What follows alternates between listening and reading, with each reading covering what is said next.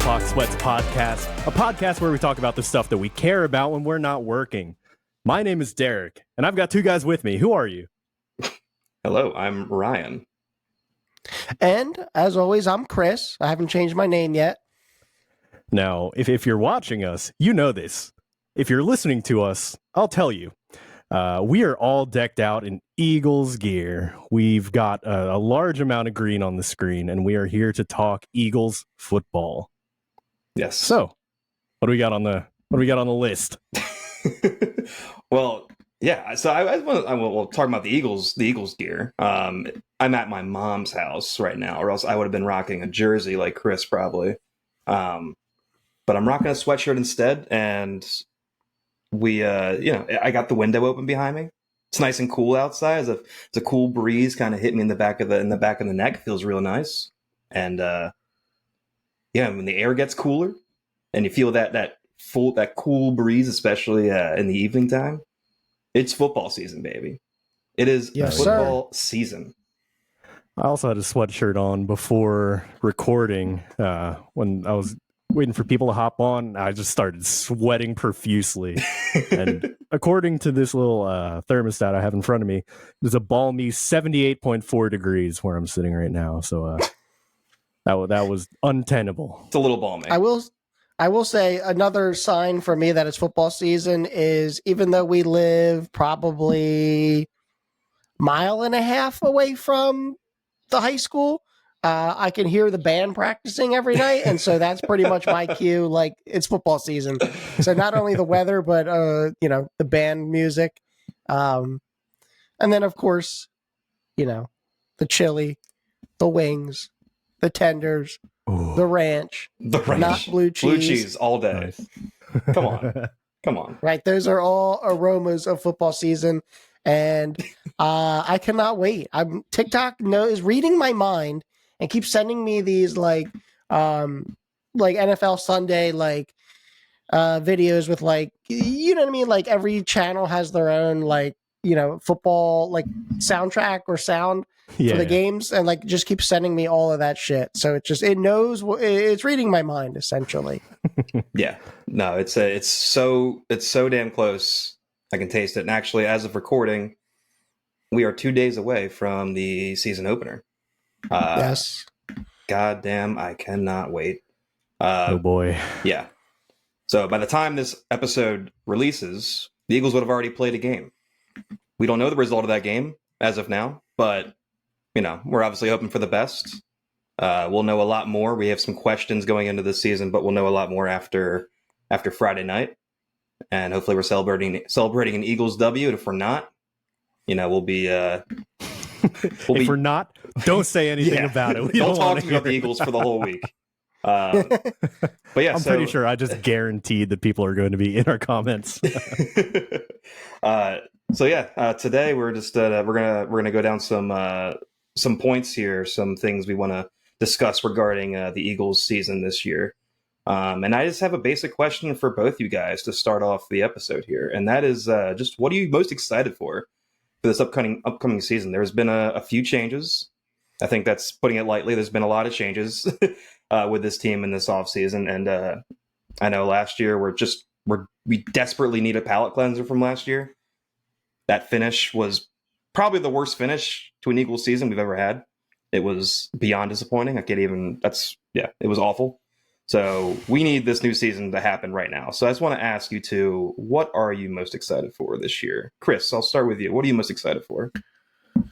Well, there's a few things. Obviously, from a player standpoint, like personnel, I could say Saquon Barkley. I'm interested to see, what he does for us. And I'm really curious to see kind of what he does on a team that can actually win football games, because we've obviously only watched him on a pretty shitty losing offense.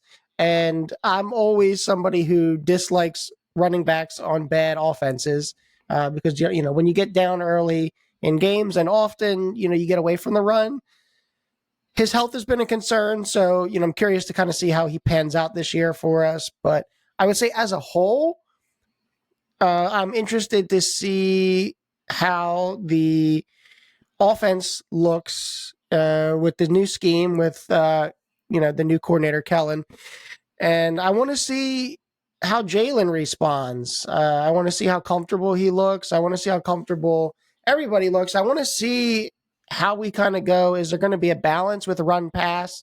Are we going to be pass happy, run happy, good? What's going to be our identity? Listen, I love the tush push as much as any other fan, but I would love to see us be able to not get to so many fourth downs and have to do that. And I would love for our identity to not be that. I think when we can run the ball well and hit some play actions, I think that is, with the receiving staff that we have, I think that is pretty much our bread and butter, and it should be. And I know that people, were knocking Jalen for his deep ball, especially like earlier in his career. Yeah. But I still think Jalen, when he's got enough time, I think he's got one of the better deep arms.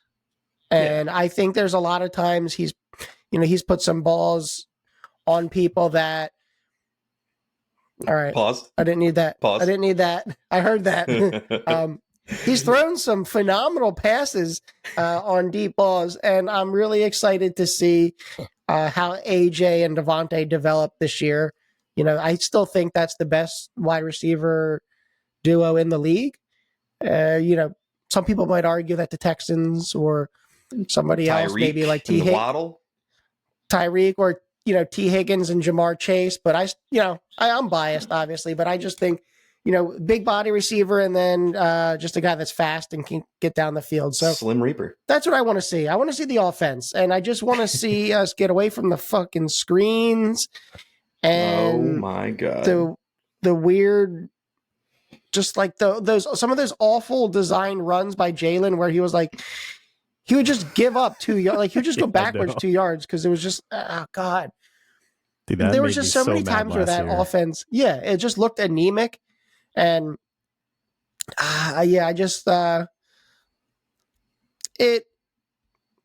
we definitely missed Steichen. So I'm going to be interested to see if we can sort of replace that. There needs to be that confidence. Like, we win football games when we can literally just throw a ball 60 yards down the field and score on you in 2 plays. Like that is such a weapon, and that is where the league is going. So I really want to see what we do there. Defense, obviously, I'm excited to see. But in my opinion, knock on wood, anything will be better than what I saw last year in terms of play calling on defense. I don't know how the players will execute, but the play calling drove me up a wall. Yeah, you said the word screen, and I now have an eye twitch.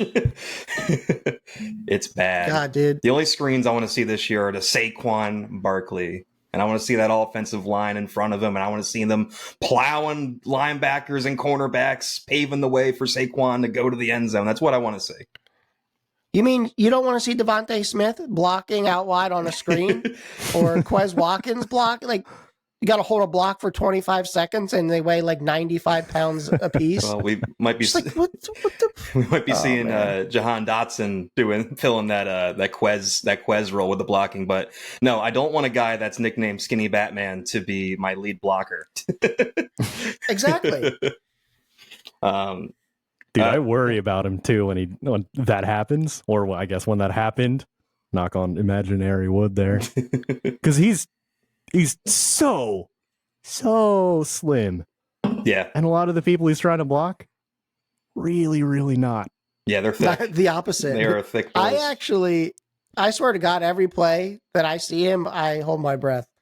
Dude, but he's been resilient. He's been very durable in his career so far, which is shocking because that was the biggest question mark coming out of college. Is just like, is he too small to play receiver in the NFL? Is he going to be able to stay healthy? And it's not like he hasn't taken big hits in his career. He's taken some jarring big hits, and he just gets up every time. Maybe he's got a ton of heart. Yeah, ton of heart. Yeah, I feel like maybe he's made of rubber or something, or I don't know. He's the opposite of Mike Trout in football terms. He just is able to stay healthy and endure all those hits. But we'll see. I'll say this. I wonder if at some point somebody teaches him the Tyler Lockett method where What's that? I don't know if you've ever watched Tyler Lockett, but Tyler Lockett does not get any yards after catch. He catches the ball and Falls. lays down. Yeah, I swear to God. So You need to watch clips of this. I noticed it in past years, but I've never like really noticed it. And he's not even hiding it whatsoever. He'll literally spin in a circle and just lay down, which, listen, as a skinny receiver, I kind of get you got to preserve yourself. And, you know, I mean, I prefer somebody to catch the ball and run for another 15 yards, but I just think it's an interesting concept, preserving your health in your career by, you know, knowing your body type and not taking hits. Well, I'm looking. Yeah, I think towards the end of the season last year, I started getting served all the, look at what Tyler Lockett's been doing this whole season. And it's just a compilation of him just going down. Yeah. It's like Joel Embiid and for the Sixers. He's been taught to fall to save his knees, ironically enough. And ironically, he broke Danny Green's doing exactly that fall. Yeah. And he just gets everything else hurt. Everything else gets injured besides his knees. I'm looking at Tyler Lockett's Pro Football Reference page, and what you're saying is completely factual because he's started no less than 14 games every year, and he started 60. He started every game from 2019 to last year. So the guy stays healthy. So the Lockett method works. Maybe Devontae should employ that, but like I said, he's been pretty durable. So hopefully he stays. I mean, I don't know. You look at it, it's like, look at all the mobile quarterbacks that they like, right? Everyone preached like basically don't be like Cam Newton in terms of like just taking so much freaking punishment. Yeah. And, you know, now we're at a point in the league where, you know, quarterbacks, they slide, they go down, right? They didn't, when we were growing up, quarterbacks didn't do that. Well, Mike Vick refused to. He didn't know how to, I don't think. Exactly. But that's my point is like, you know, that's starting to become something that's coached. So you know, as a sidebar, I wonder if Devontae will ever adopt that method. Probably not, because that's not a Philly thing. He would get shit. People would talk shit on him if he would just fall down after every play. The Philadelphia fans love their yak. They want their yards after catch. Mm-hmm. It's kind of why Ertz got kind of Ertz didn't. I mean, he's a beloved Eagle in hindsight now, but there were times where he would get a lot of hate towards him because he would fall down early or whatever. But wouldn't take on a block. In his defense, you know, playing tight end, you're, you know, majority in the middle of the field. So, I mean, those are like serious hits that he's avoiding. Yeah. You know what I mean? Not just hits like on the sideline. I mean, yeah, where someone just shoves you out of bounds and it's over. Yeah. Yeah. I mean, look at Antonio Brown. Yeah. He took one too many of those hits, it looks like. They like literally ended his career. And turned him into the demon we know today, the social media demon. What is he on Twitter? He's CTESPN. Yeah, yep. God, he's crazy. Man. I don't know. But anyway, so that was a little bit of a rant, but that's exactly what I'm looking forward to. Is the offense. Yeah, Derek, what are you looking forward to? Maybe we should have synced up on this. Hey, me too. So last year, I feel like we both agreed on like the anemia of the offense, right? And now we've got new weapons, and I just want to. I know we talked about throwing the ball 60 yards and scoring in 2 plays, but like while that's nice sometimes, I don't need that all the time. No. But what I don't want is every drive, I just don't want to watch it, which is kind of where we were last year towards the tail end. Yeah. It's like, all right, well, they're going to snap the ball and yep, tackle for a loss, sick.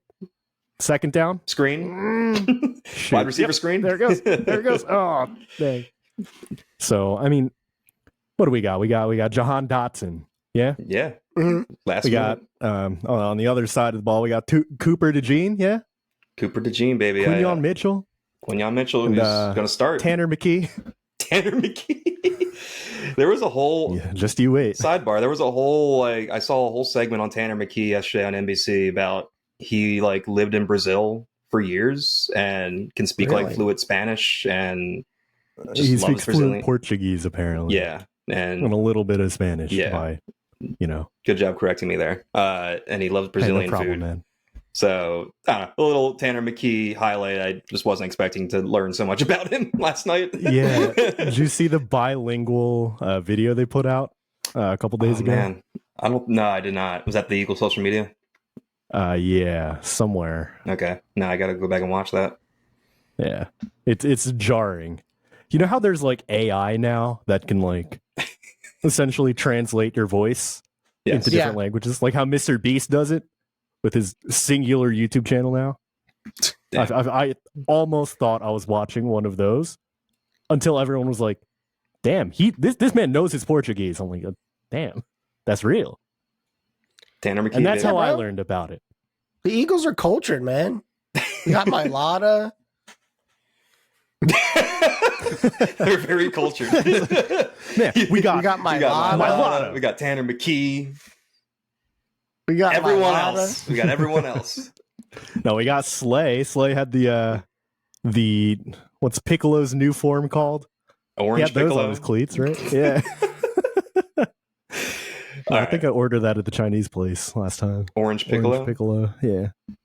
Nice. Sounds delicious. So Ryan, what are you looking at this year? Besides trying Orange Piccolo, well, I too am excited for the offense, but I specifically want to talk about Kellen Moore because I think that he's going to be an absolute game changer. It's going to be night and day. To what we saw last somebody year. Give me the 30,000-foot view. Who's this cat? Yeah, so Kellen Moore is the former offensive coordinator for the Dallas Cowboys, and as of last year, the Chargers. So we had Herbert, and under Moore, Dak Prescott had arguably his best season as a Cowboy, I believe. So with that in mind, I just have high expectations that we're going to see the opposite of an anemic offense from last year under Brian Johnson and Nick Sirianni. We're going to see a team or an offense that actually employs motion, which is a foreign concept last year. I think the Eagles actually ranked last in plays that included motion. So already in the preseason, you could see some players actually moving before the play, which was crazy to see. It's like, oh my God, this is what an offense is supposed to look like. I looked it up. Apparently, the opposite of anemia is polycythemia. All right, so we're going to see a But I'm not going to be going around saying I want a polycythemic offense. You could. that sounds not right. That could be a new hashtag you start. Yeah, and so the use of motion, and I mean, I don't think Kellen Moore's ever had an offense this talented before. I mean, this is essentially a fantasy team, fit like a video game offense with Hurts, AJ, Devontae, now Jahan Dotson, who is going to be the best third receiver in football, and Saquon Barkley on top of that, and you have this offensive Goddard who just gets lost in the fold like he's not one of the top tight ends in football, and this offensive line, which, obviously without Jason Kelce, which I'm still sad about, but even without him, your Cam Jurgens apparently has looked great at camp, and he was specifically scouted by Kelce in college to be his replacement. And I trust Jason Kelce's assessment of another center, and I have high expectations for Cam Jurgens. I think he's going to step in and do a damn good job. And then, we have Lane Johnson, Mailata, Dickerson, who just got paid this offseason. And then the right guard, I think it's going to be a combination of Tyler Steen and this other guy I'm not too familiar with. But I feel like the guard positions are usually solid. That's Stoutland for you. I mean, he just makes these guys into serviceable linemen no matter who you are. So anyway, that's all to say. Kellen Moore has this insanely OP offense that is OP on paper now. He just needs to put him in position to succeed, which last year Brian Johnson did a horrible job at. These guys were never in position to succeed. Even when they were 10-1, the offense was inconsistent and felt kind of herky-jerky. There wasn't a lot of it wasn't a smooth running offense. Like Chris, you said you're looking forward to like 60-yard bombs. Well, that was kind of their issue last year, is that they would try to force those too many times. Well, so here's what and this is kind of a point I wanted to make is and I don't know if I said this last year on one of our episodes, but I felt like Jalen Hurts was forcing more throws last year because he knew that the play calling was so shitty that the play calling wasn't moving them down the field. So I felt like there were times where he tried to play hero ball. And I think that's why he had so many bad throws and his interceptions. I don't know, what did they double or something like that? So his turnover rate went up quite a bit from the previous year, which, again, when you're pressing like that, when you basically don't believe in the play calling and the scheme, and you're kind of trying to ad lib and do your own thing. And, how many frustrating times was it like, I don't know, like 3rd and 3, and we're throwing the ball 40 yards down the field, some just trash, just like the shit that just doesn't make sense. Yeah. And what I would also say to your point about the offensive line, I think another strong point this year is that we have a running back that can actually fucking block. Yeah. I mean, Saquon's a unit. He's a big exactly. boy. The size difference between Saquon and DeAndre Swift.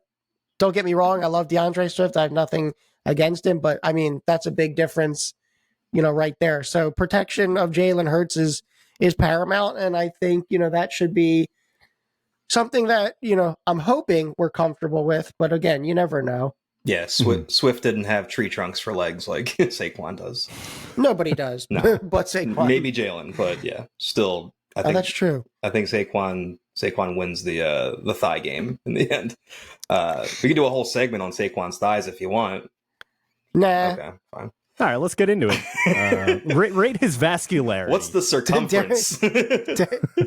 Derek's got notes. Derek's got notes. He's got a whole doc. Well, in 2018, the vascularity went down by a 0.5 millimeter. Man. So yeah, the offense. Yeah, I'm excited too. I want to see rhythm to the offense. I mean, they're going to get their explosive plays. I mean, with AJ Brown and Devontae Smith, you're going to have explosive plays. Like, they're going to be mixed in. But I just want to see the offense run efficiently and just get into a consistent rhythm. There's no reason why this offense should stall out consistently. Like, it's going to happen. There's going to be 3 and outs, occasionally, but there's no reason why this offense should be the top 3 offense in football this year. I mean, it would be, I agree. It would be a travesty if they're not. And to your point about like a rhythm and kind of like a flow, I'd like to see us score more in the first half than we were last year. I felt like that was like an Achilles heel for us, is we consistently went into halftime, in a deficit. And it felt like Ryan and I were texting this like all season. No game was just comfortable. Like, you had to be glued to the TV till the very last second, because it was constantly some bullshit where we were going to give the game up or we had to come back and win it. Yeah. And you know what I mean? It's like, what happened to us just like stomping people, or at least having just like a somewhat comfortable win or lead and just holding it? We always had to make it interesting. And not in a good way as an Eagles fan. We were spoiled in 2022. They were plowing through teams. And exactly. But why? Because we would jump out to 14, 21-0 leads out the gate. And that's huge, because the momentum will shift during the game. That's a fact. But if you put up such a punch that quick, I mean, you could take a couple hits back, and still come out pretty unscathed. Yeah. Yeah, for sure. And then they were setting records with scoring in the second quarter. Like, I remember the second quarters were like historically great for some odd reason. Yep. No rhyme or reason to it. That's just how the cookie crumbled that year.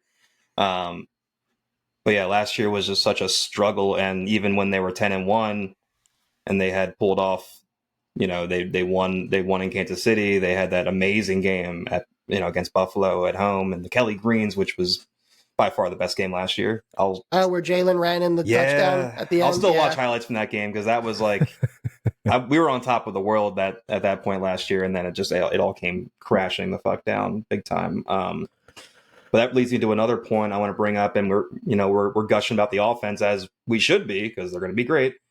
But the defense, there have been a lot of changes on defense too. Another new coordinator. We got rid of Sean Desai. We got rid of Matt Patricia. We shot him out the airlock, Ripley style. Thank God.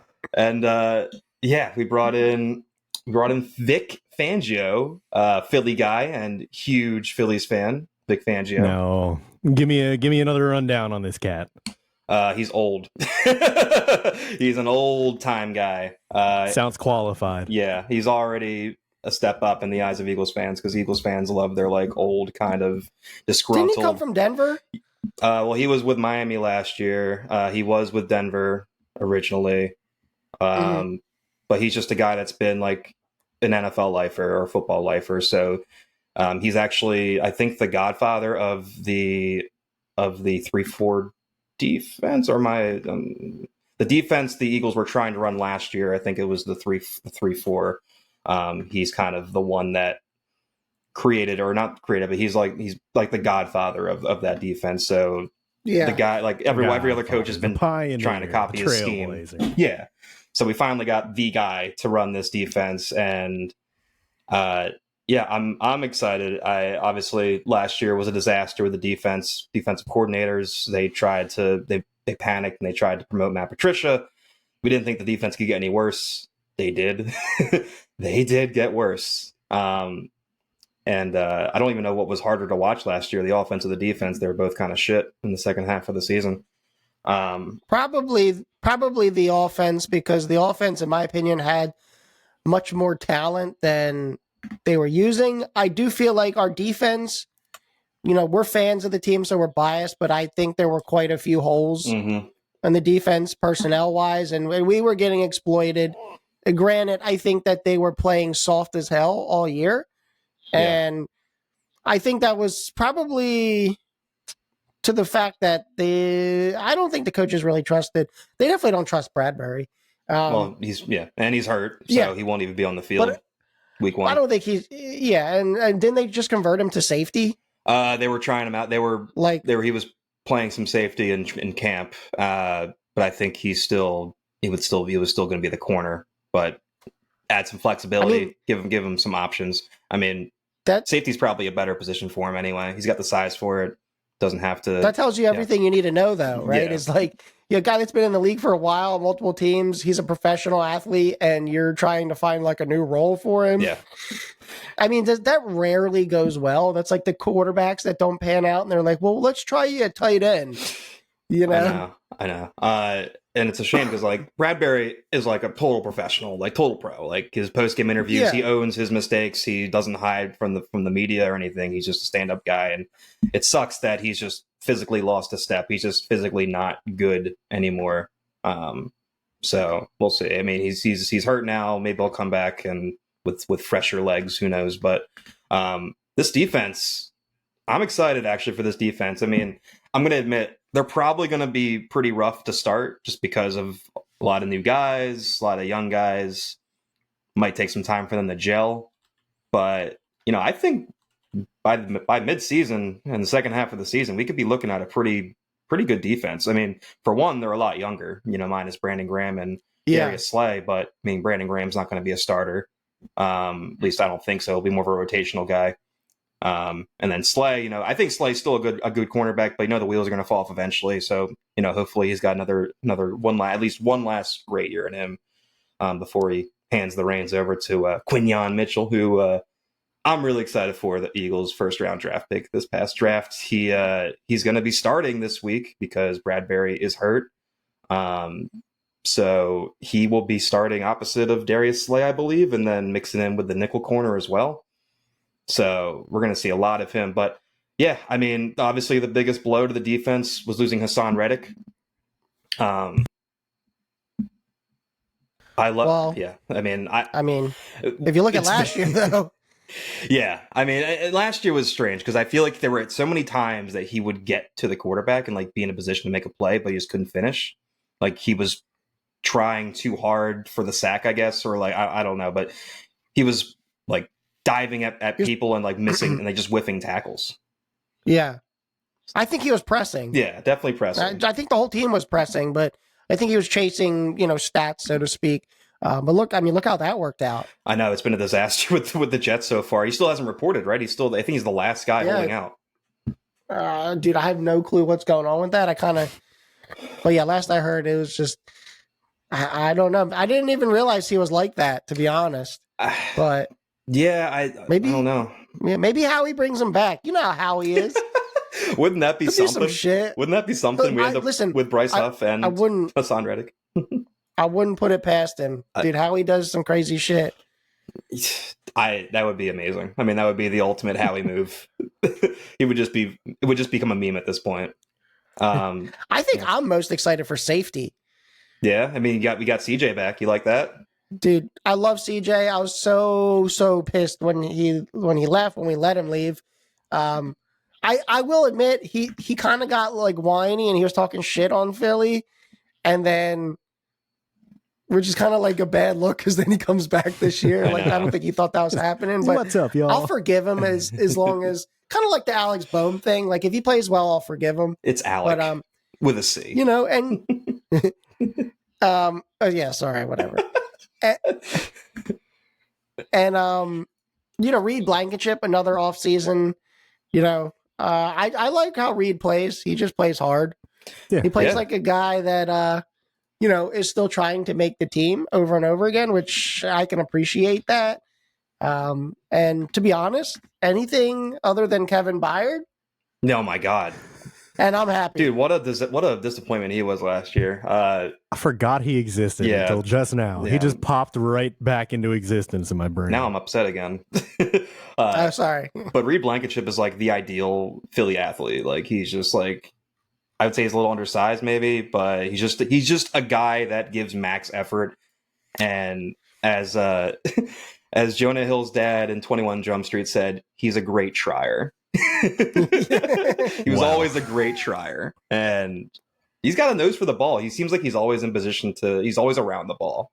So I appreciate him for that. And I think he can still be developing into a solid safety. But yeah, having CJ back is awesome because he's also a guy that ball hawks. He's a guy that's always going to be in position to make a play on the ball when it's his way. Well, I mean, that's 2 years ago. I mean, that was his thing. I mean, how many interceptions did he have? Like 7? Yeah. 6 or 7? I mean, he was putting up numbers. And I'll be honest, the interceptions are contagious. I swear to God. Like, when one guy is just popping off, getting picks, like, then Slay starts getting involved, like, all that shit. It's just, I think defense as a whole, like, when somebody's playing well, the energy is definitely infectious. And I just want to see us have that, like, have that edge, have that chip on our shoulder. Like we just didn't have like any fucking energy or identity. Like the coordinators last year, both sides of the ball were just so flat and like everything was just uninspired. And it felt like the whole team was just going through the motions, which they were. Yeah. All right. And we're back. My mom just pulled into the driveway and the dogs went crazy. Don't think you guys would like to hear the 100-pound German Shepherd barking at the top of his lungs. So we were talking about the Eagles' defense, and there were some more players I wanted to touch on. We were just talking about how young the defense is this year, and a couple of those players that are included in that. You know, we still have Jordan Davis; he's still on the team, and we have Jalen Carter as well. You know, our two D tackles. I don't know. I was hyped for Jordan Davis last year. There was so much talk about him like losing weight, and that he was in good shape. And I think he started off the season pretty strong, but then kind of fell off towards the end again. So that was disappointing. And then Jalen Carter obviously had an amazing start to the season. Looked like he could win Defensive Rookie of the Year, and then kind of fell off towards the end as well. But that's forgivable. His first full season in the NFL, it's exhausting. You know. Tired going against these big offensive linemen every game, every down. So completely understandable. But I'm excited for both those players. Jordan Davis again looks even skinnier. He looks like he is in great shape again. I'm trying not to fall into that trap, but I don't know. He looks good. He's got so much potential. He could be so good, and he's still so young. So, you know, I'm not giving up on this guy or anything yet, but this year is a big year for him. And Jalen Carter, I'm pretty confident this guy's going to be a stud. So I'm not even worried about him. I just want to see him be better for longer this year. Just like, let's be more consistent throughout the entirety of the season. Let's see. And then we got the linebacker situation. Why is it a situation? Well, we've got Nakobe Dean there. And then obviously Trot Jr., who we drafted, and Trotter. yeah, Axeman Jr. I'm super excited for him. He won't be a starter, but he'll get some snaps here and there, and then people get hurt, he'll be next in line. But speaking of injuries, Devin White, who was one of the other bigger defensive acquisitions this offseason, he has an ankle injury. So in week 1, he will not be even making the trip to Brazil with his team. So he just didn't want to go. Yeah. I mean, this guy, he's young. I think he's only 26 years old, but he's been good in the past, but I think he's had some injury issues. So they're rearing their ugly heads again. But from when I read, Nakobe Dean and Zach Bond actually looked the best in camp, and they were already going to be rewarded the starting linebacker job in week 1. So, with Nakobe Dean, I'll believe it when I see it. I think the kid has got a ton of potential. I always thought he was a little small for a middle linebacker, but he's been in the weight room. He's put some muscle on. So, and he's also a guy that's been injury prone so far early on in his NFL career. I pray that he can just stay healthy this year, because I do think he's got a lot of potential, and he's young still. So just based off that, I'm pretty excited. Any defensive guys in particular you guys are excited for? Well, I would just say maybe not specific personnel, but I'm interested to see from a defensive standpoint how the pass rush is this year. I think one of the strong suits of our Super Bowl season, or when we got to the Super Bowl 2 years ago, was we were putting tons of pressure on the quarterbacks. Yeah. So much so that we literally injured every San Francisco quarterback that they had. And then you go and look at last year, and I felt like that was probably one of our weakest points. I felt like we were never getting to the quarterbacks, and Hassan Reddick being one of the big kind of blunders, going from the year before to the year he had last year. It's kind of, what changed, I don't know, but lack of pressure was a big issue. So I would love, and that kind of comes down to I think Vic Fangio is an old school defense guy. I think that's going to be a staple for him, is, bringing timely blitzes, pressuring quarterbacks, especially in this era with we don't have quarterbacks that just sling the ball. I mean, there's some really questionable arms out there that if you can just get hands in the face kind of deal, we could get a ton of turnovers in the secondary, but we just weren't getting any of that.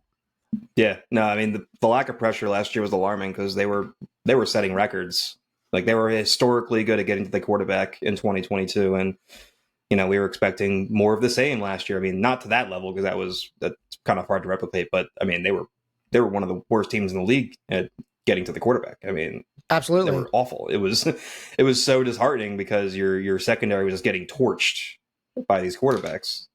And already a questionable secondary, right? You're asking guys that are not good at playing man, Bradbury, exactly, to play man for 10 freaking 15 seconds, it feels like. Yeah. These routes, I mean, the most elite corners cannot hold position that long, you know what I mean? So it's kind of one of those things where if we're not getting pressure, the secondary gets more exposed. I do feel more confident in the secondary, but I also felt like linebacker play, I mean, that's been an issue for Philly for a while. We've just not prioritized it for whatever reason, except Chip Kelly did when he brought in fucking Kiko Alonso. Oh my God. Traded LaShawn McCoy for Kiko. And he had that amazing interception against Atlanta in week 1. I was like, oh my God, maybe it was worth it. Bro. Dude, fuck him. But anyway, I just thought that was funny. Yeah, no, that's hilarious. Derek, were you going to say something?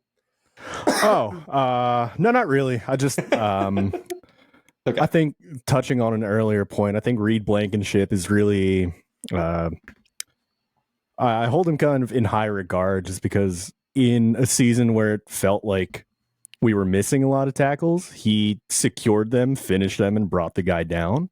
Mm-hmm. I think when, Chris, like you were saying, when certain defensive players pop off, it's like the rest of them pop off too. I wonder if that's like a psychological thing in the quarterback, right? Like if Slay's out there on your right and he's picked you off 3 times so far, you're probably not going that way. So it just narrows down the possibilities and like allows other people to make plays and they start popping off too. And what's what are you gonna do against that?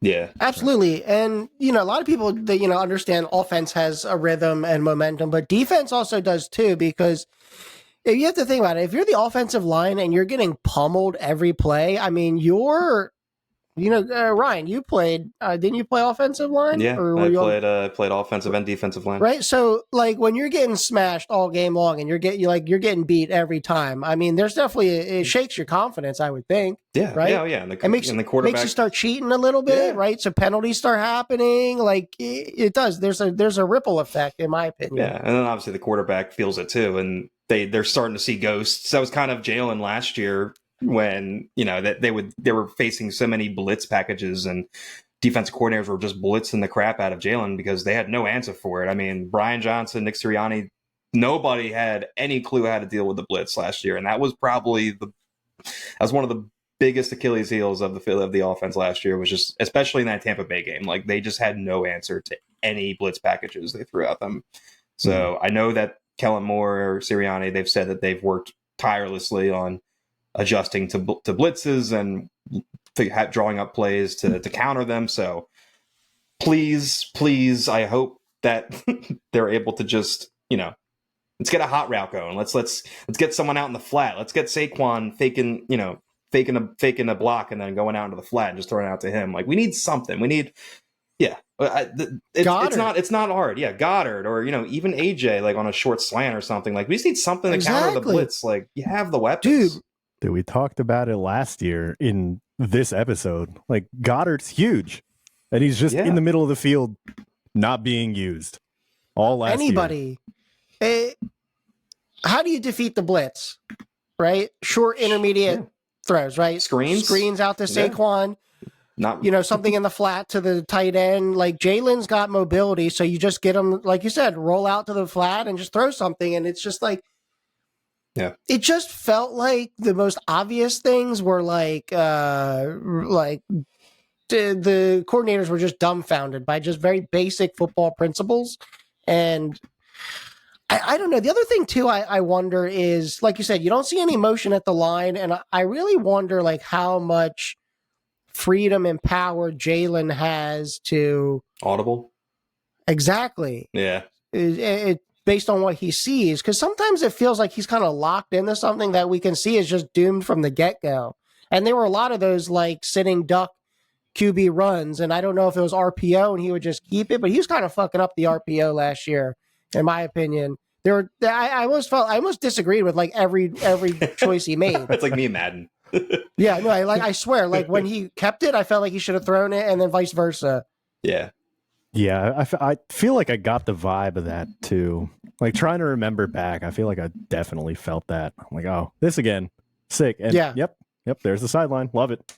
Yeah, I mean, traditionally you have a play that you're going to call, and then based on the defensive look, the quarterback has another play that in the back pocket they can call to counter it or just in case to audible. So, I mean, Jalen's not going to be Peyton Manning at the line. He's not going to be like Oklahoma, Omaha, and like doing all these hand motions and shit. Like that's never going to be Jalen. Here we go. Don't you say that? Here we go. They added that to Madden, and I was playing against the Cowboys in franchise mode, and it was just every fucking play. Here we go. I took off my headset. I was like, I muted that shit. I couldn't listen to it anymore. So bad. But going back to and speaking of blitz, but like going back to the defense for a second, I don't have a great feeling that we're going to be better at getting pressure this year. I just don't know if they have the personnel. It's all TBD. I don't know. I mean, Hassan Reddick leaving or, getting traded is obviously a big loss. Even though his numbers were down last year, but he was still, he still had that motor. He was still kind of getting in position to sack quarterbacks, just wasn't finishing. I don't know about Bryce Huff. I'm very skeptical on this guy. He's young. I mean, in limited action, he's been very good. I just don't know how he's going to hold up being the full-time starter. Brandon Graham is ancient. I mean, I love BG. He's a Super Bowl legend. Equals legend. He's still... I'll tell you what, though, because he's used in like flashes and spurts, like I felt like he still had some giddy up and go last year, and he for sure has the energy, but it's like it's short bursts, Yeah, it's like I just get the weird sense they're gonna try to they're gonna lean on him more than they should, and I don't know if he's gonna be able to last 17 games, but we'll see. I mean, if he's used if he's used sparingly, then yeah, I think he can be a contributor. But if they're going to lean on him, which I hope they're not, then could have a problem. And then Josh Sweat, like I like Josh Sweat. I think he's a above average pass rusher. Again, I don't know. He hasn't had like that season yet. I mean, he needs to have a breakout season. In my opinion, he's like, I like him. He's serviceable. But he's not a guy that, like, I don't think he puts fear in the eyes of the quarterback, so to speak. No. So I agree with you. I think it's going to come down to scheme and how, how the players are used and using people to their strengths, which is the opposite of what Matt Patricia and Sean Desai do. They figure out what you're good at and then what you're bad at, and they only do what you're bad at.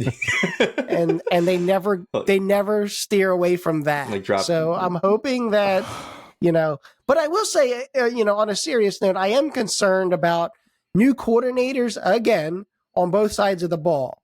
I will say I'm very concerned about that.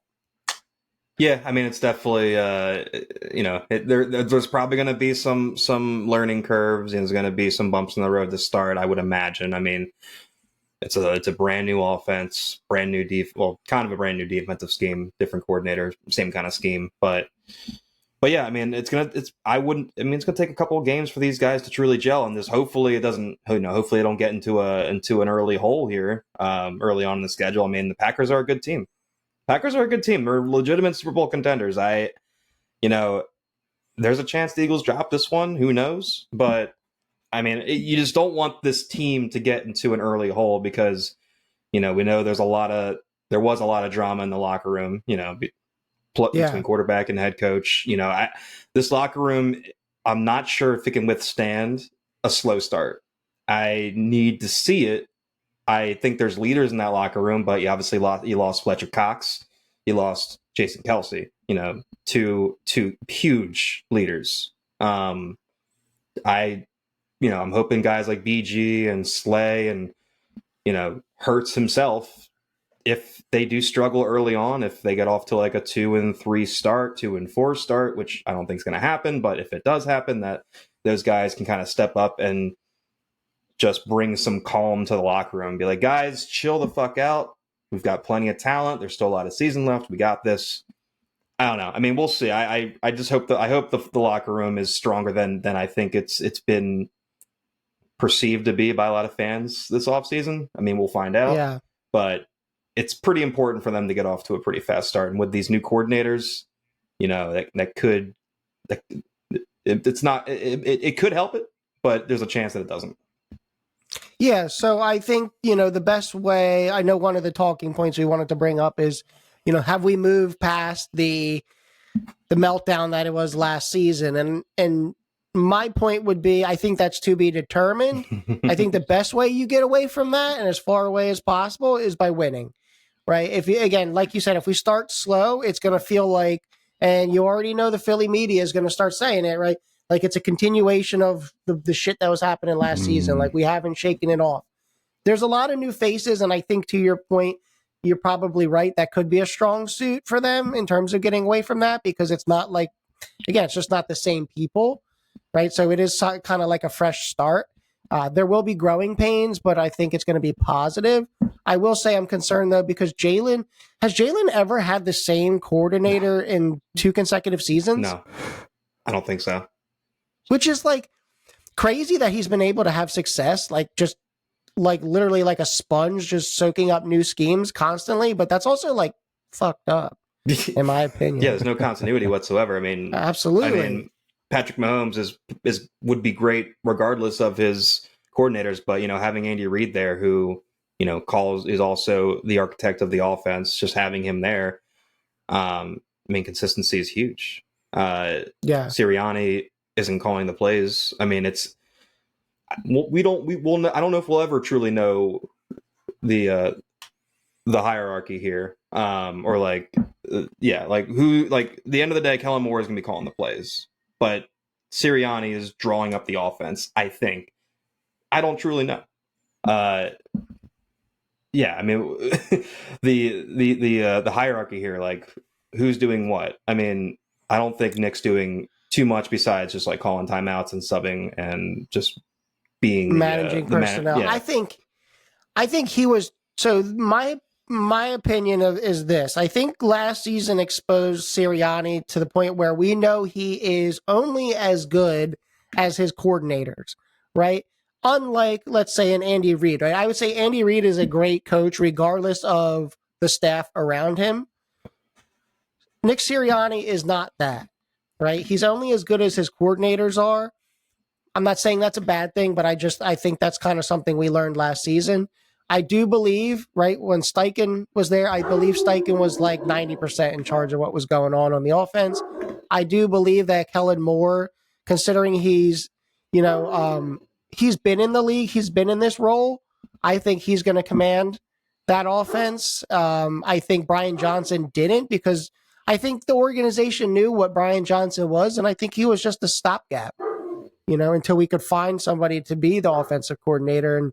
And I think everyone knew, and nobody would ever come out and say it, but I think nobody had confidence really in him to be a good offensive coordinator. And I think Nick Sirianni had to be a little heavy-handed in his involvement, and I think that kind of muddied the water on both sides of the ball. Yeah, and I mean, there were players literally being quoted as saying, we didn't know who was calling the plays. Exactly. So, I'm hoping that this year the roles are more defined. And that there is no question marks okay, Kellen, or Kellen's calling the plays. This is Kellen running the offense, and then we're running his plays. So that's going to be huge this year. I'm not hopefully I'm just hoping that Kellen Moore comes in and just brings consistency to this offense. I hope Vic Fangio on the defensive side brings consistency there and puts these players in a position to succeed. Let's move on to our biggest question marks for this season, because as we just mentioned, the coordinators, we're excited for them. We think they're going to be a breath of fresh air, but this team's flawed. It's not a perfect team. So I just want to ask you two, what are your biggest question marks going into this season? What brings the most concern to you? I'm a very black and white kind of guy. I think it comes from my work as a software engineer. I don't like to commit to saying things that aren't definitely factual. So when we say that the team looks good on paper, yes, that's great. However, the question mark there is, all right, what do they look like on the field? And pretty much every opinion I may have just rides on that, basically. Because it's if it looks like they're struggling, I'm not going to enjoy it as much. And if I'm not enjoying it as much, I don't know. Yeah, we're going to become apathetic, which is hard to say, but that's kind of what happened last year. They were so bad down the stretch that, the fan base became apathetic towards the Philadelphia Eagles, which you would never say that. They were just demoralizingly bad last year. Chris, what about you? What's your what brings the most concern to you? So I would say maybe not concern, but more for me, biggest question mark. It's kind of a two-parter. So one being, what is Saquon Barkley's role going to be? It's certainly not going to be the role that he had in New York, because that was a team that didn't have a ton of weapons on the offense, right? So he's coming into a situation where there's not only a plethora of weapons, but fairly established weapons that have been here for 2, 3, 4 years. So I'd like to see, my question is kind of what is his role going to be? How much are they going to use this running back by committee shit? I want to get away from it. There were so many times last year where I was seeing what I felt like was the wrong back in. Gainwell. Yeah. Listen, again, I don't have anything against Kenneth Gainwell, but it's like, why the fuck was he running the ball so much? I'm just saying. Anyway, so I want to see kind of how we use him, and then kind of in relation to that is my question is going to be, what is this offense's identity going to be? For better or for worse, are we going to be balanced? Are we going to be run, pass heavy? Because I know, obviously, last year there was the whole thing about running the ball, but that's felt like the same thing every year. I can't think of a season, like recently, that I wasn't screaming at the TV to run the ball. Yeah. And so I'm curious to see kind of what our offensive identity is. Yeah. I think after picking up Saquon, I think it's literally illegal to not run the ball. Oh my God. I'm pretty sure it's punishable by law. But here's the thing. Like, you think that, and I agree with you, but you just have to understand that, like, Philadelphia in recent years, I'm not talking about like historically, but in recent years has just, it goes back to even Doug had this issue where we just we can never, no matter how much we say it, we can never actually commit to the run. Yeah. We'll say it every week. Coach will say it. We got to be, we got to commit to the run, even though sometimes it feels like we should get away from it. We have to commit to the run, blah, blah, blah. Just all that bullshit lip service every week. And then every week we're still yelling at them to run the ball. That's my only concern is for whatever reason, we've had this mindset where it doesn't matter how talented your running back is we just want to, throw. We're very quick to panic. And don't get me wrong. Like I said earlier, I love to see the deep shots, but the run sets that up, right? The run sets up your play action. And that's what I'm talking about is it needs to be orchestrated, not just some Hail Mary bullshit. Yeah. No, and I expect there to be a lot of play action this year. I know Kellen Moore likes to incorporate a lot of play action into his offensive scheme. So, but yeah, I mean, that just comes, and it's hard because the Eagles in particular have so many weapons. It's so tempting to just drop back and throw the ball every down. Like, I get it. Like, when I play Madden, I'm not running the ball. I'm throwing to AJ. I'm throwing to Devontae. I'm throwing to Goddard. But yeah, I mean, realistically, I mean, that's why they were so good. I mean, that's why they won the Super Bowl in 2017. I mean, they ran the ball. They had that running back by committee. LeGarrette Blunt, Jay Ajayi, Corey Clement, Super Bowl hero, Corey Clement. But they all had a very well-defined role. Yeah, I mean, Blunt was the bruiser. Exactly. They don't really have a bruiser. Like, Saquon's big. He should be the bruiser, but, you gotta be careful with him because he does have an injury history that we can't ignore. He has trouble staying on the field. That is my biggest concern with him, is just his availability. If you run him in the ground like 20 times a game, if you're handing him off the ball 20 times a game, is that sustainable for a whole season? I don't think so. But you got to get him the ball in other ways. You got to get him the ball in the receiving game, which I think they're going to use him a lot. Actually, I don't know if that's been talked about enough, just how much they're going to use him in the passing game. I expect him to have like a McCaffrey type of effect on this offense. Not saying he's going to be as good as McCaffrey, because McCaffrey's amazing. Yeah. But I mean, there's no reason why he shouldn't be running routes. Again, a lot of screen passes to him. Get the ball in his hands. Just make him make plays. Bro, line him up out wide. Like, just be creative, move him around so that there's always got to be eyes on him. And then that's what I'm saying is, like, DeAndre Swift had those kind of capabilities, but we were just being like stupid, completely underutilized. Yeah. It's like, I mean, God, I mean, you could even go back to Andy Reid. Andy Reid just loved to throw the football. Yeah, that's an Andy Reid problem. Although, but I'm just saying, like, you know, there's got to be some more balance, and the run sets everything else up. We know that it's literally like the most basic concept, but it's just so true. And I would love for the safety of Jalen Hurts for us to be able to get away from the tush push. I know it sells t-shirts. I know it's fun. I get it. I love it myself, but I just don't think I don't think it's wise in the long run. I mean, you're talking about putting your quarterback at the bottom of, or the middle, so to speak, of a pile like that. I also don't love being so conservative that we're basically calling plays to get to fourth down. Yeah. I mean, listen, the tush push is the most successful play in football. It is like basically a 90, I think it was a 92 or 93% success rate.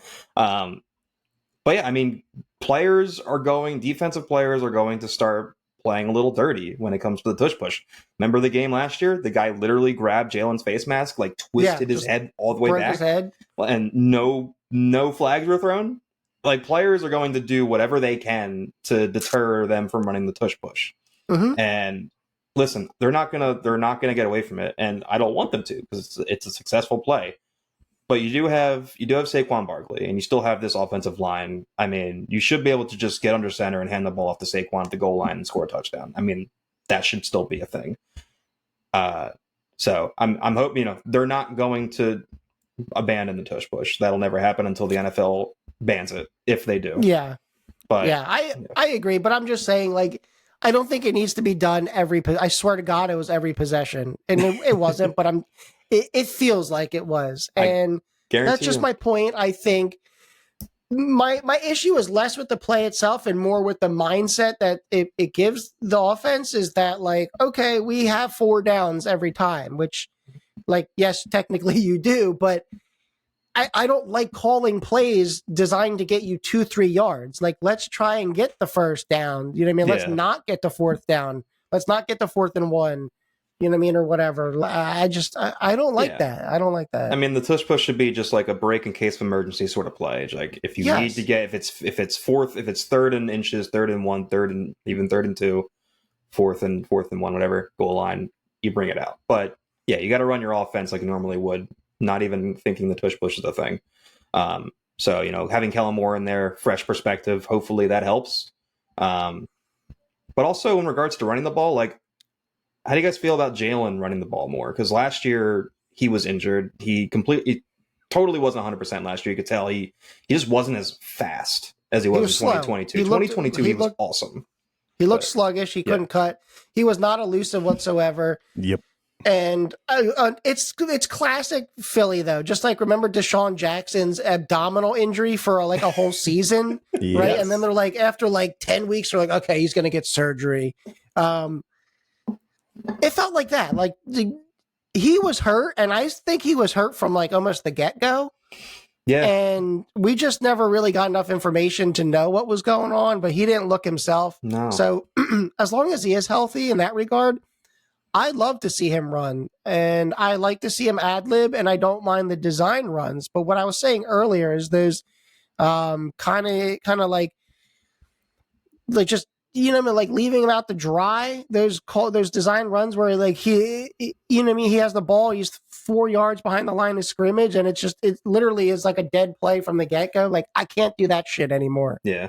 But those plays were successful in 2022. Like, remember in the Super Bowl? I mean, that's how they had tied the game, I believe, towards the end. I mean, it was literally designed. Well, people were scheming a little different. I mean, now they know they as the longer you're in the league, the more you're on tape, right? The more teams can kind of figure out how to break you down. And I think they need to reinvent how Jalen uses his mobility. And even if it's not to gain yards with his feet, but just to, give the receivers more time to get open, like shit like that. Bootleg, just like get them moving. And having him run the ball like that is going to have a trickle-down effect. That's going to help the passing game. It's going to help Saquon Barkley immensely. Like, if Jalen is a threat, if is a legitimate threat to run the ball, like, those holes are going to open up for Saquon even more so. So yeah, and I didn't even say what my biggest question mark is, but it's the defensive pressure for me, like the quarterback pressure. Like I don't trust who they have right now. Like I don't trust Bryce Huff. I like Josh Sweat. I don't trust him completely. Nolan Smith, I still think he's too small. I don't trust him entirely either.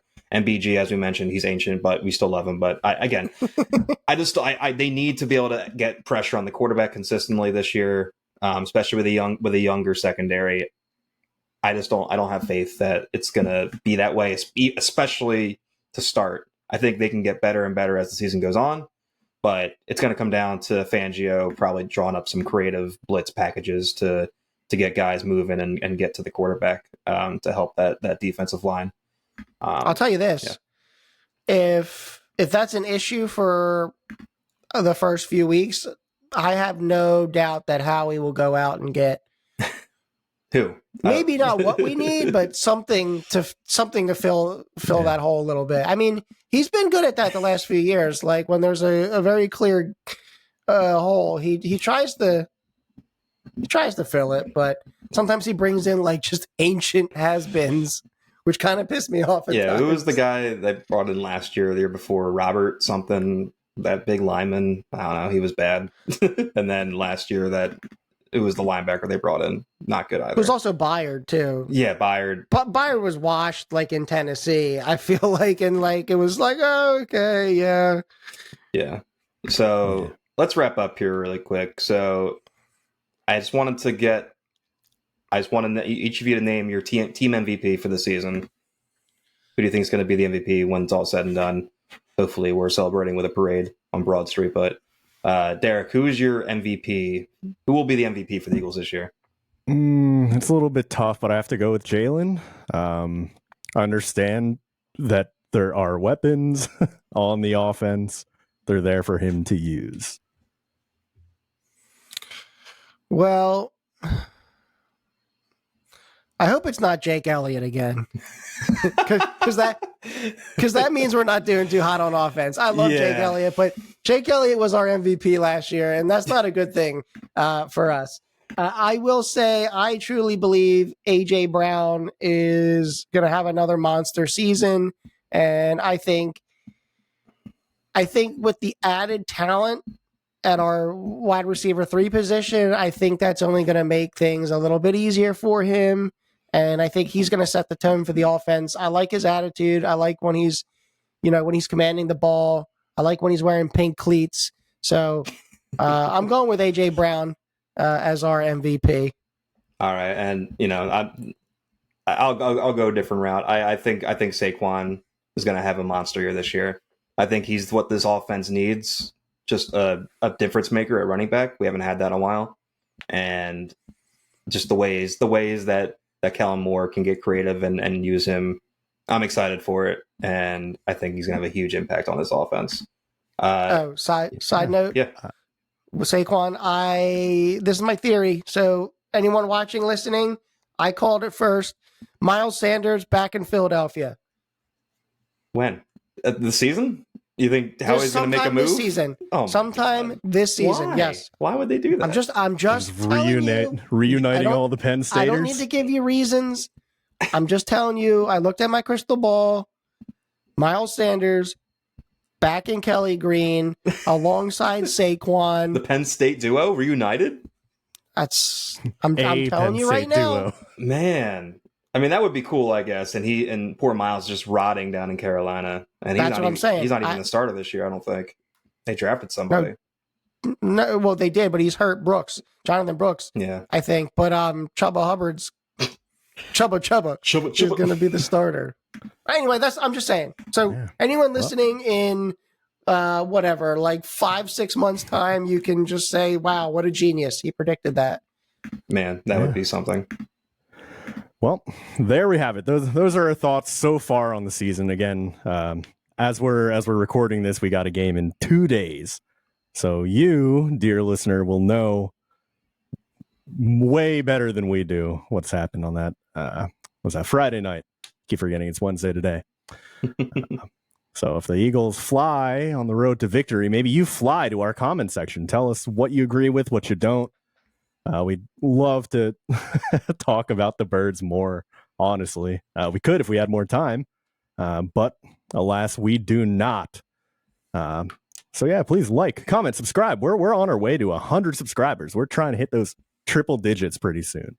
We are getting there. So if you could help us hit that goal, we would sure love it.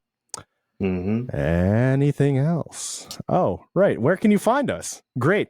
Thank you for reminding me. We are on YouTube. We're at 5 o'clock sweats. We are on Instagram and X at 5 o'clock sweats. You can find our podcast on Spotify, Apple Podcasts, wherever. Yeah, that's my favorite one. Anything else? 12-5 is my official record prediction. 12-5. Right. And as always, stay sweaty. Stay sweaty.